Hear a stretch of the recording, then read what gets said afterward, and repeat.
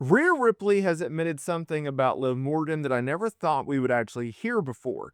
And today we are going to hear it because the Rhea Ripley Liv Morgan program that dominated WWE television for the better part of a year was absolutely cinema. Now, keep in mind that this feud actually kicked off in 2023, which ironically was the year that Rhea Ripley had her breakout year. How so? Well, Liv was with a serious shoulder injury that forced her to legitimately take time off from WWE. Okay, she didn't have a choice; she had to do it. So, what did WWE do? They did a storyline angle where Liv got laid out by Rhea Ripley. And this set the catalyst for the Liv Morgan Revenge Tour, which kicked off in 2024 when she returned at the Royal Rumble. She injured Rhea Ripley. She took Dominic Mysterio. She took Rhea's spot in the Judgment Day, and then they feuded throughout 2024. Ultimately, it was Rhea Ripley winning the Women's World Championship back from Liv Morgan on January 6th, the Raw on Netflix premiere episode, and that finished off such a epic rivalry. Now, keep in mind, before then, especially in 2022, they were tag team partners, right? They even challenged for the Women's Tag Team Championships at WrestleMania 38 before they became bitter rivals. It was actually Rhea that turned on Morgan in 2022 and then did the injury angle in 2023. Now, there's a lot of comments here by Rhea, so we're going to get into it. She spoke with the Allen-esque wrestle, okay, which is a interesting name, but hey, I'll give them credit. And she admitted that she has a lot of love for Morgan, which dates back to their NXT time. Now, a lot of these comments, as Rhea Ripley fan, as Liv Morgan fan, I didn't realize. So I thought this interview was actually very cool, and I think you'll enjoy it. So this is what she had to say. So Liv is someone that I love deeply. Our feud we've had in WWE has gone on for so long now, and I feel like every time we come back to it, we don't get to touch on everything, and that actually happened throughout our careers together. This goes back to NXT. She gave me her NXT locker when she left to join the main roster. We've always had sort of a connection. So to be able to go through and have this continuously long story that sort of gets threaded together, then forget about it, but then threaded together, it's really cool to see how it all came together in the end, especially knowing how many problems there were with it and how many ups and downs with injuries, with her getting injured for the first time. That kind of threw everything for a loop and it screwed up the story, which then ended up with me and Raquel for a little while she got better. Then I went on to do other things, but when she came back, she targeted me. But then I got injured. It's just like a repetitive, vicious cycle of things effing up and us getting our S together and like making it into the best that we could, which was really cool to see. Now, Rhea continued by calling Morgan someone who simultaneously her wrestling nemesis and wrestling love. She said, my story nemesis, my wrestling nemesis, my everything nemesis, but at the same time, like my wrestling love. It's really a weird combination of emotions and story that we have together. Being able to go out there with her and put on matches that we did put on does mean a lot to me. She's someone that I made such a strong bond with here in WWE, and being able to have fun out there with my friend and then bring Dominic into it and then bring Raquel back into it. This is why I do what I do, because I get to do it with people that I love and appreciate, and they love and appreciate me. We get to make magic and get fans connected to it and entertained by it. And if they hate me for it, for beating up Liv, then I'm doing my job right. So I'm having fun.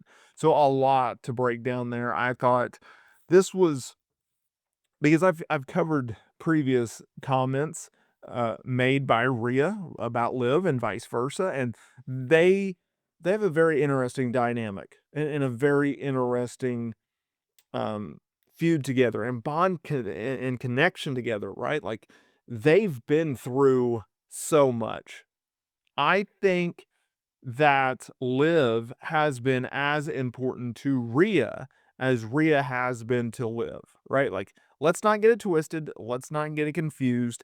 The reason that Liv Morgan had such a breakout year in 2024 that truly changed the trajectory of her career is because of Rhea Ripley. Okay. So you have to go back with, okay, Liv returns at the 2024 Royal Rumble. She, after the match, which by the way, she got a huge ovation for it, a big pop for, she declared the Liv Morgan Revenge Tour. Okay. She literally set out what she was going to do. She was going to go target Rhea Ripley, take her women's championship, and move on lit. But then they didn't do that because they needed to set up Becky versus Rhea because that was a bigger match at WrestleMania, which is fine. So they actually had Liv feud with Becky so Becky could get some momentum going, right?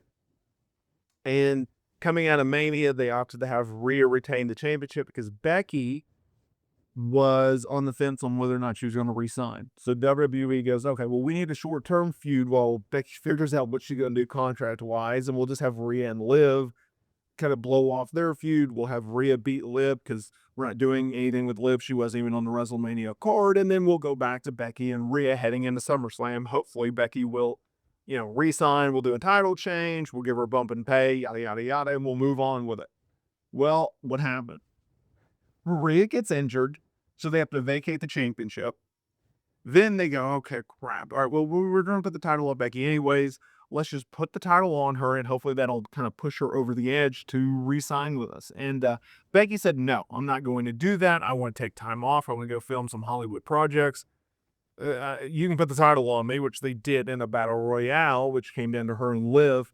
But she's not going to stick around, so she's going to have to drop this title to someone. And they go, well, all right, crap. And then they start looking around in the Monday Night Raw. Women's division was not very strong at that time. They go, okay, well, if Rhea's on the sidelines for the next, 3 months or whatever, and we're going to lose Becky, we might as well use Becky as the kind of springboard to create a new star. And they go, well, you know what? Liv, she's been feuding with Becky, and so she's kind of been in the spotlight, and she was going to feud with Rhea, and we need someone for Rhea to work with when she comes back from injury, and Becky's not going to be around. You know what? Let's just give Liv a shot. And Liv took that. She really, tapped into this new character in which is this psychopath who's trying to take everything from Rhea. They associate her with the Judgment Day, which has always been a top faction. And here's a new star, right? And then when Rhea comes back, she really puts the rocket fuel behind Liv. I don't think people realize how weak of a Raw Women's division that truly was in 2024. You had Becky, Rhea, Liv. So you lose two major stars within, a month and a half of each other, a month? And it's just Liv. And so Liv just goes out there and she's just cutting promos on Rhea, who's not even on television, okay? They bring Rhea back early because they're like, okay, how many promos can Liv just cut about Rhea on her own? They build up a SummerSlam match for like a month and a half.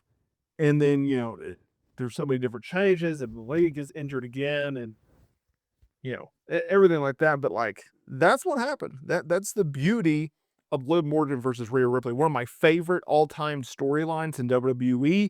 I talked about this feud so much in 2024, and I do miss that time because it was just a fun storyline.